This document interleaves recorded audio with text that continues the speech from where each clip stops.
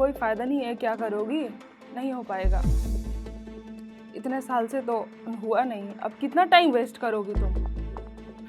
But अंदर से एक आवाज़ आती है कि नहीं, तुम हार नहीं सकती हो। तुम हारने के लिए हो ही नहीं।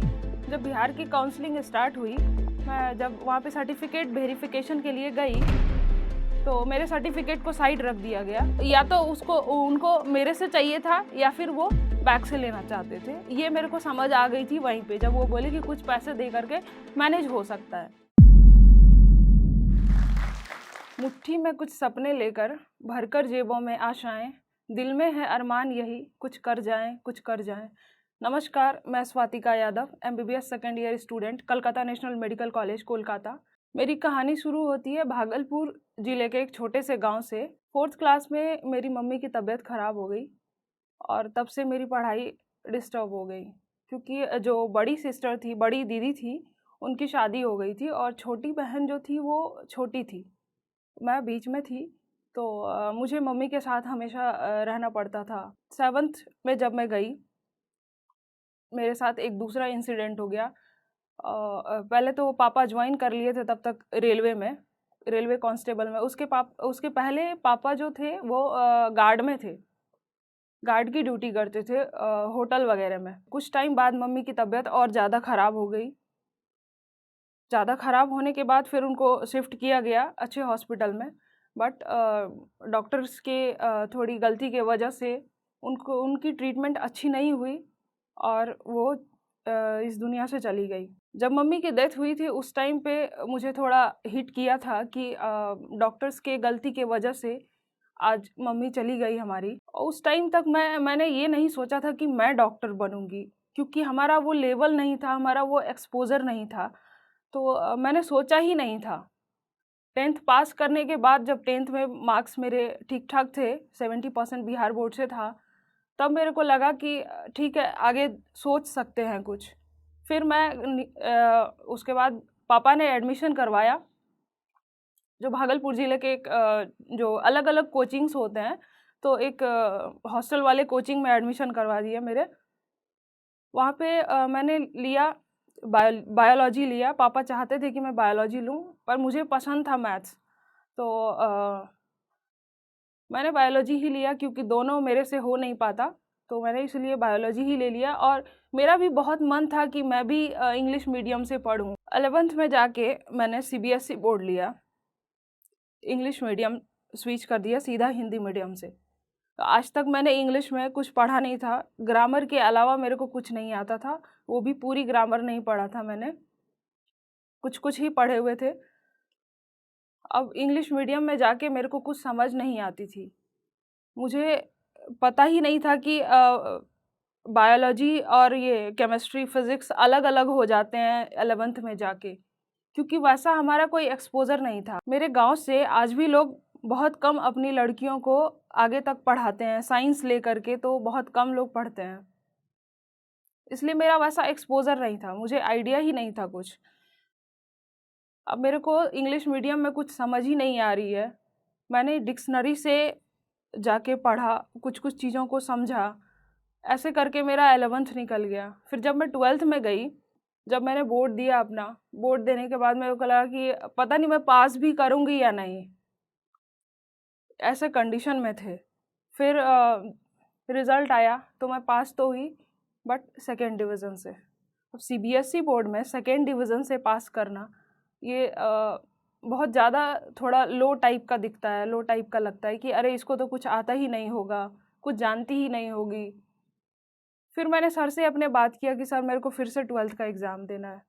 तो सर ने बोला कि 12th का एग्ज़ाम फिर से क्यों दोगी, तुम इम्प्रूवमेंट डाल दो।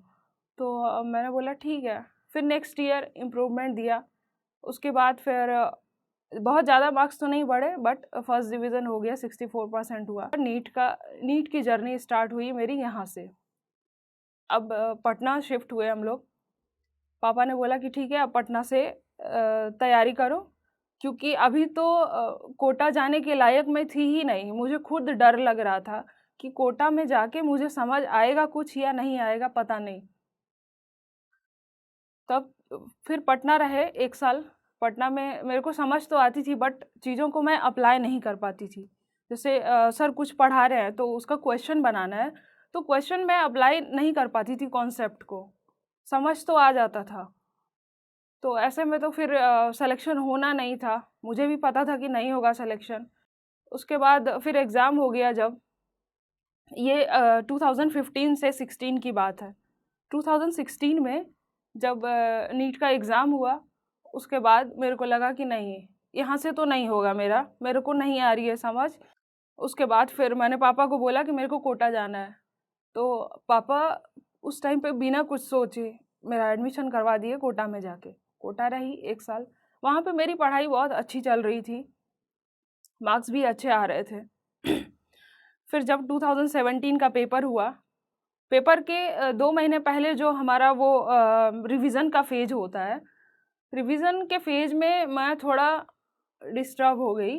डिस्टर्ब इसलिए क्योंकि मुझे लग रहा था कि अरे इतनी अच्छी मेरी प्रिपरेशन हुई, इतने अच्छे टेस्ट में मार्क्स आ रहे हैं, तो नीट में थोड़ी ना खराब होगा। तो रिवीजन पे बहुत ज़्यादा फोकस नहीं किया मैंने। इसके वजह से ये हुआ कि मार्क्स मेरे फिर नीट में बहुत अच्छे नहीं आए।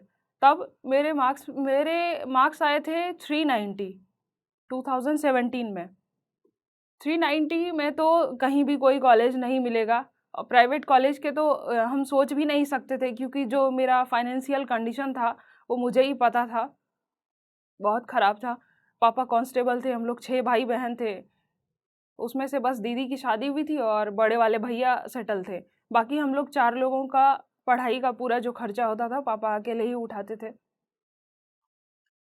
उसके बाद फिर ये हुआ कि जब लोअर मिडिल क्लास की लड़की कोटा से वापस आए बिना रिजल्ट लिए, ये मेरे लिए बहुत ही ख़राब सिचुएशन था। उस टाइम पे बहुत ख़राब कंडीशन था कि उसके बाद बहुत सारी चीज़ें आती है, जैसे एक तो जो फैमिली का प्रेशर होता है, mental pressure, depression, anxiety, suicidal thoughts, बहुत सारी चीज़ों को उस टाइम पे मेरे मेरे पास ये सारी चीज़ें एक बार आ गई। तब मैंने 2-3 महीने का फिर टाइम लिया, खुद को रिकवर किया। मुझे नहीं लग रहा था कि अब मेरे से कुछ हो पाएगा उस टाइम ही। फिर घर से ये हुआ कि नहीं, कोटा से तो तेरा रिज़ल्ट हुआ नहीं, तो अब बाहर रखने से कोई फ़ायदा है नहीं। बीएससी में एडमिशन करवा दिए भैया ने। फिर घर से ही प्रिपरेशन किए, फिर 1 ईयर। बट घर से प्रिपरेशन करने से मेरे मार्क्स में कोई इम्प्रूवमेंट नहीं हुआ। मैं जहाँ थी वहीं रह गई। फिर नेक्स्ट ईयर मेरा 390 ही मार्क्स आए। उसके बाद मैंने पेपर दिया 2018 का। 18 का पेपर देने के बाद मेरे मार्क्स तो उतने ही रह गए जो 17 में थे। बट उस टाइम ये हुआ था कि बीएचएमएस और बीएएमएस नीट में इंक्लूड हो गया था। तो मेरे को उस टाइम पे मिल गया बीएचएमएस में, बीएचएमएस की गवर्नमेंट सीट जो थी बिहार की, वो सीट मिल गई मेरे को, जो कि बिहार में एक ही कॉलेज है गवर्नमेंट वाला, उसमें मेरे को एक सीट मिली। मैंने एडमिशन ले लिया। उधर एडमिशन लेने के बाद मेरा जो मेंटल प्रेशर था वो थोड़ा ख़त्म हुआ, फैमिली का जो प्रेशर था वो थोड़ा ख़त्म हुआ, और मैं थोड़ा रिलैक्स हो गई। रिलैक्स होने के बाद वहाँ पे मैं रुकी नहीं हूँ, क्योंकि तब तक मेरे साथ ऐसा हो गया था कि मुझे समझ आ गई थी कि मेरे को जाना कहाँ है। मैं यहाँ रुक नहीं सकती थी। मेरा दिमाग वो अलाउ ही नहीं करता था कि तुम यहाँ पे रुक जाओ।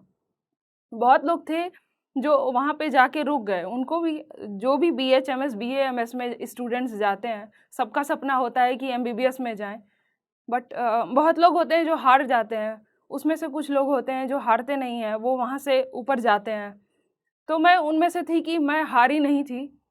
वहाँ पे कॉलेज में ये हुआ कि सर ने बोला, सबने बोला कि हमें क्लास करना पड़ेगा, 75% अटेंडेंस देना पड़ेगा।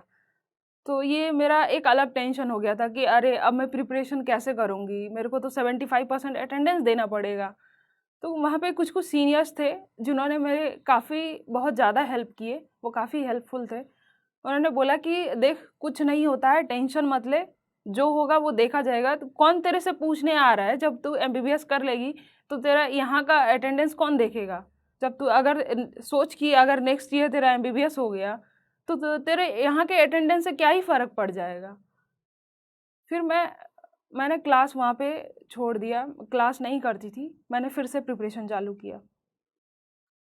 फिर 2019 का पेपर आया, मैंने पेपर दिया, तब मेरे मार्क्स तो इम्प्रूव हुए पर वहाँ तक नहीं पहुँचा जहाँ तक पहुँचना था।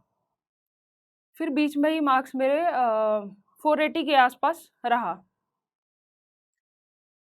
फिर उसके बाद अब 480 आ गया। लास्ट 2 साल से तो मेरे 390 ही थे, तो सबको फिर लगा कि अरे नहीं, ये तो इम्प्रूव कर गई है, तो इसको थोड़ा हेल्प करो, ये हो सकता है और आगे बढ़ जाए।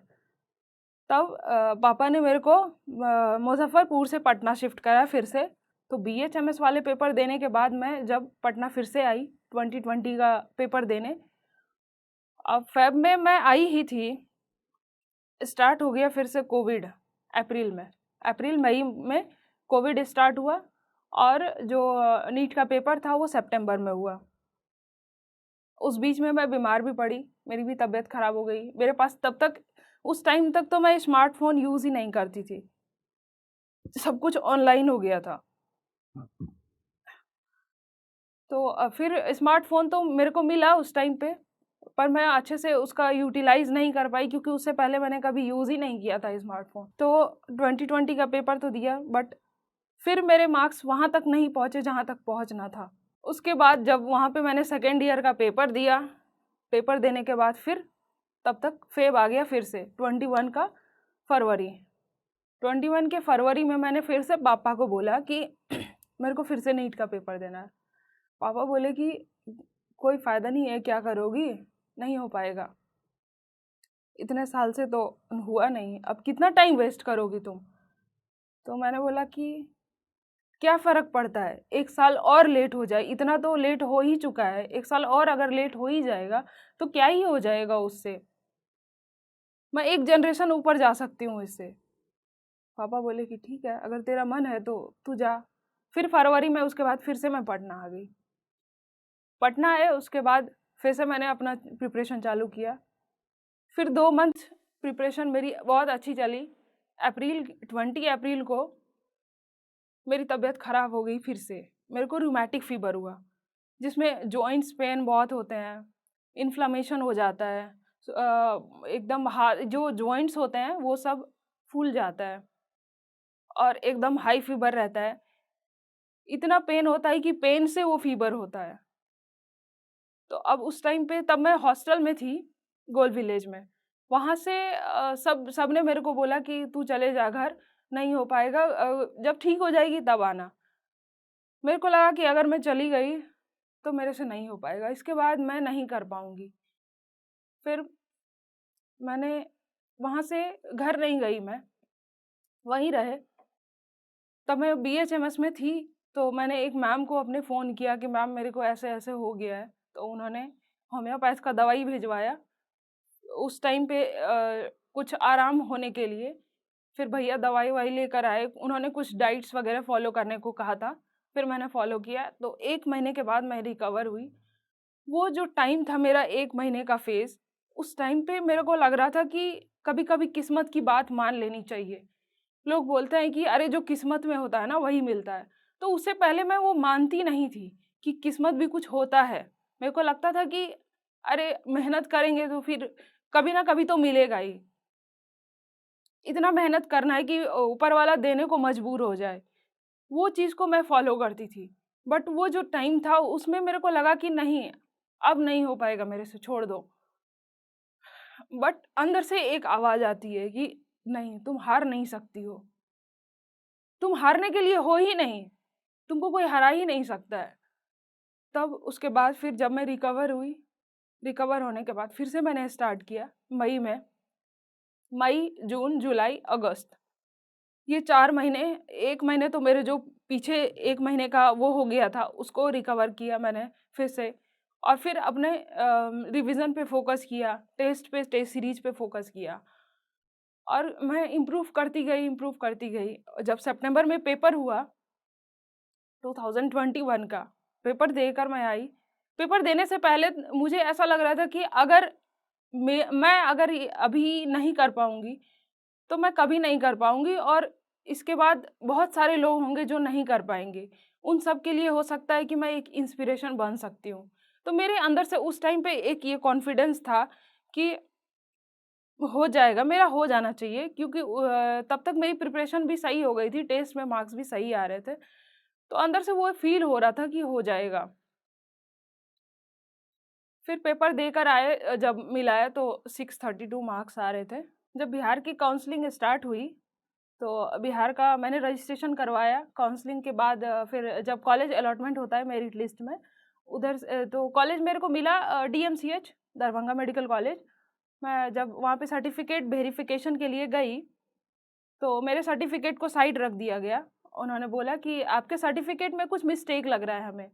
तो मैंने पूछा कि पूरा दिन वहाँ पे वेट कराने के बाद लास्ट में जब 8 बज गया, रात हो गई, तो मैंने पूछा कि क्या प्रॉब्लम लग रहा है? तो बोले कि आपका जो है पासिंग सर्टिफ़िकेट 2014 का है और मार्कशीट जो है 2015 का है। तो मैं सीबीएसई बोर्ड से थी, मैं पास हो गई थी 2014 में। जब मैं पास हुई तभी मेरे को पासिंग सर्टिफ़िकेट मिला और इम्प्रूवमेंट मैंने डाला था 15 में, तो मार्कशीट मेरे 15 के ही चल रहे थे। ये सीबीएसई का ऐसा होता है कि जब आप इम्प्रूवमेंट डालेंगे तो आपका अगर मार्क्स इम्प्रूव हुआ, तो आप 15 का मार्कशीट यूज़ करेंगे। वो मैं लेके चल रही थी, वही मैंने यूज़ किया हर जगह पे, कभी मेरे को कोई प्रॉब्लम नहीं हुई।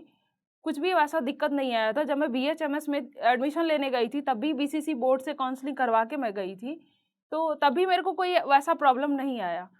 उसके बाद फिर जब वहाँ पे काउंसलिंग रात को 8 बजे के बाद, काउंसलिंग के बाद जब उन्होंने साइड कर दिया, सब लोग चले गए, कुछ क्लर्क थे, उन्होंने बोला बाहर आने के बाद कि ठीक है देखेंगे, कुछ पैसे-वैसे लेकर के मैनेज हो सकता है।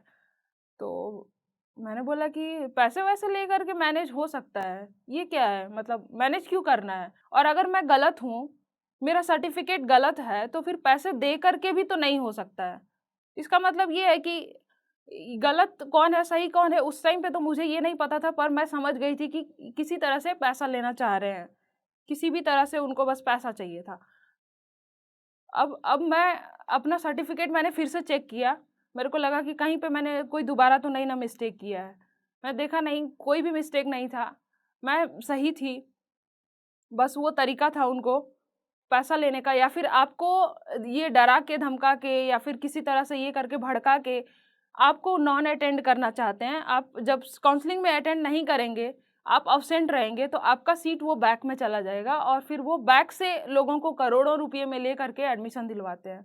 तो या तो उसको उनको मेरे से चाहिए था, या फिर वो बैक से लेना चाहते थे। ये मेरे को समझ आ गई थी वहीं पे, जब वो बोले कि कुछ पैसे दे करके मैनेज हो सकता है। तब मैंने पैसे तो नहीं दिए और मैंने सीट भी नहीं छोड़ा। मैं काउंसलिंग में लगी रही, 4-5 दिन मेरे को टाइम लगा कि जितना टाइम काउंसलिंग का था, वो पूरा टाइम उन्होंने मेरा पूरा खा लिया। दौड़ा-दौड़ा करके ये करिए, वो करिए, नहीं हो पाएगा सर, नहीं पता कैसे होगा, क्या करेगा, आपको कुछ मिस्टेक है, ये करके लाइए, वो करके लाइए, सब कुछ किया मैंने। मैं अपने जो 12th पास किए थे, स्कूल गई, स्कूल से मैंने प्रिंसिपल से बात किया, मैं बोर्ड गई, बीसीसी बोर्ड से बात किया।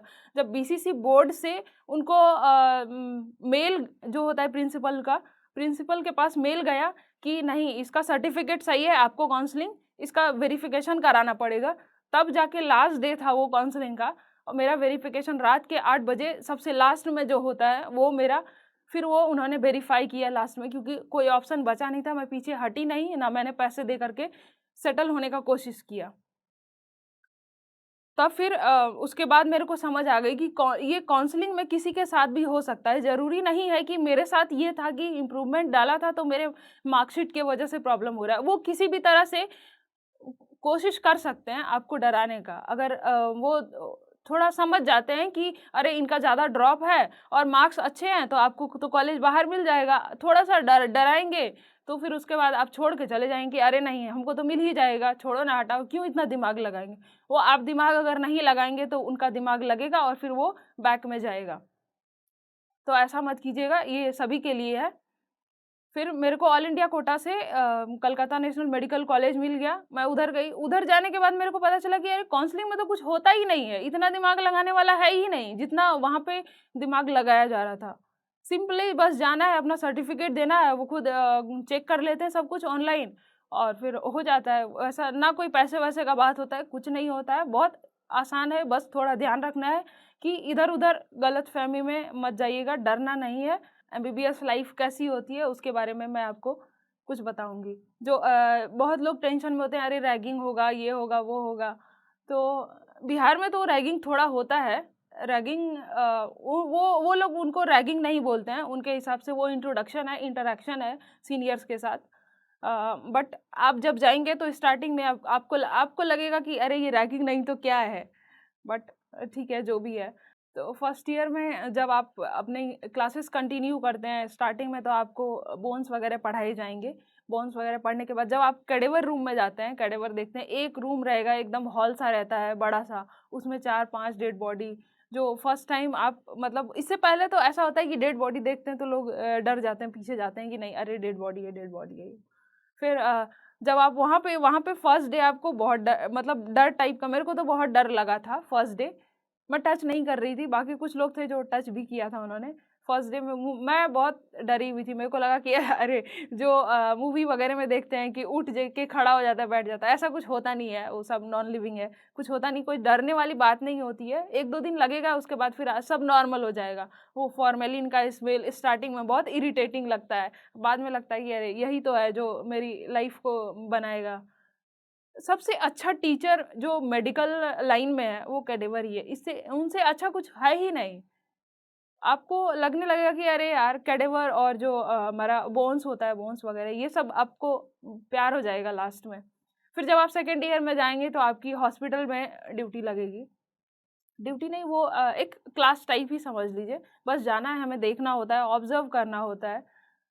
तो जाते जब मैं फर्स्ट डे गई थी, मेरा गायनी का था, गायनी रूम में जब मैं गई थी फर्स्ट डे, मेरे को चक्कर आ गया था। मैं मतलब वहाँ के जो साउंड्स थे, ऐसा कभी मैंने देखा नहीं था। जो सब चिल्ला रहे हैं ये वो, डॉक्टर्स आए फिर देखे, मतलब कुछ अच्छा भी लगता है, कुछ थोड़ा खराब भी लगता है। अगर आप थोड़े से अंदर से इमोशनल हैं तो आपको थोड़ा डर लगेगा, थोड़ा चक्कर वगैरह आ सकते हैं, बट ठीक है, डरना नहीं है, आराम से सब कुछ हो जाता है, कोई दिक्कत नहीं होता है।